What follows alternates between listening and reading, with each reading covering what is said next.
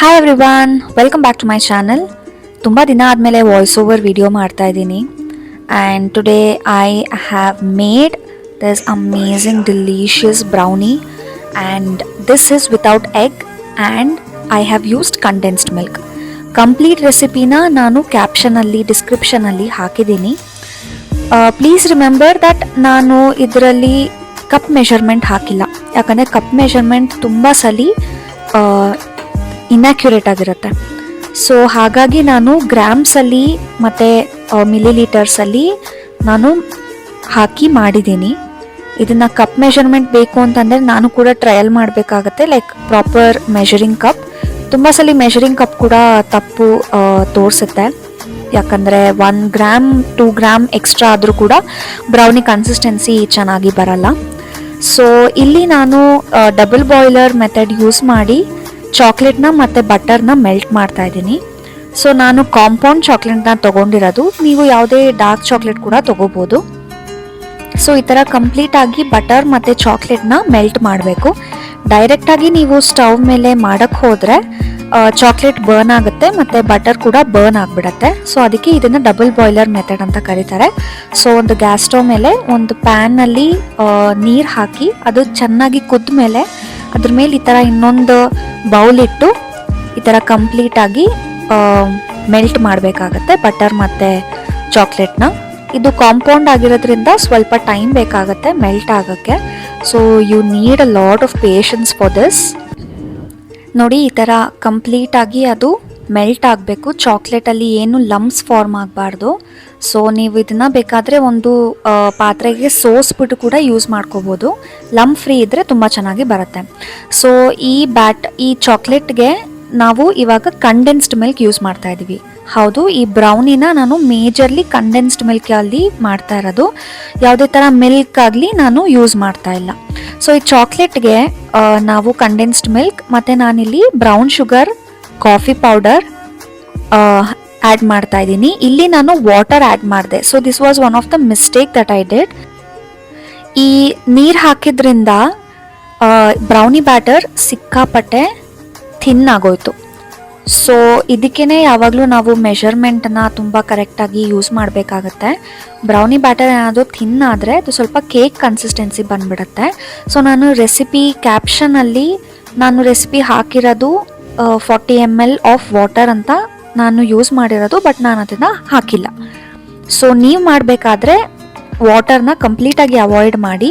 So batter ಸ್ವಲ್ಪ thick ಆಗುತ್ತೆ. Next ನಾನಿಲ್ಲಿ ಆ್ಯಡ್ ಮಾಡಿರೋದು ಬೇಕಿಂಗ್ ಪೌಡರ್. ಸೊ ನಾನು ಬೇಕಿಂಗ್ ಸೋಡಾ ಯೂಸ್ ಮಾಡಿಲ್ಲ ಆ್ಯಂಡ್ ಸ್ವಲ್ಪ 1 ಚಿಟಿಕೆ ಉಪ್ಪು ಹಾಕಿದ್ದೀನಿ to enhance the chocolate flavour.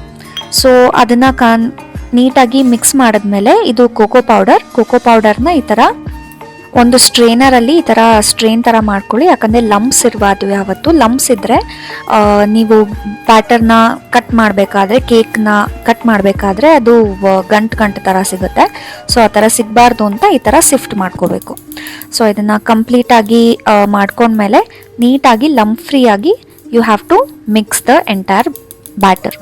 So batter ಸ್ವಲ್ಪ ಥಿಕ್ ಆಗಿರಬೇಕು. Brownie batter should always be thick. ಅದು ಸ್ವಲ್ಪ ಥಿನ್ ಆಗಿದೆ ಅಂತಂದರೆ ಟೇಸ್ಟ್ ಚೆನ್ನಾಗಿರುತ್ತೆ, ಬಟ್ ನಿಮಗೆ ಆ ಬ್ರೌನಿ ಫೀಲ್ ಬರಲ್ಲ.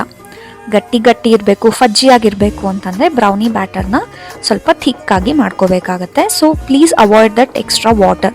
ನಾನಿಲ್ಲಿ ವಿಡಿಯೋಲಿ ಆ್ಯಡ್ ಮಾಡಿಬಿಟ್ಟಿದ್ದೀನಿ, ಸೊ ಹಾಗಾಗಿ ನಾನು ಕ್ಯಾಪ್ಷನಲ್ಲಿ ಹಾಕಿದ್ದೀನಿ. ಸೊ ಅದನ್ನು ಪ್ಲೀಸ್ ಫಾಲೋ ಮಾಡಿ. ಸೊ ನೆಕ್ಸ್ಟ್ ಇನ್ನೊಂದು ಇಂಗ್ರೀಡಿಯೆಂಟ್ ಅಂದರೆ ವೆನಿಲಾ ಎಸೆನ್ಸ್.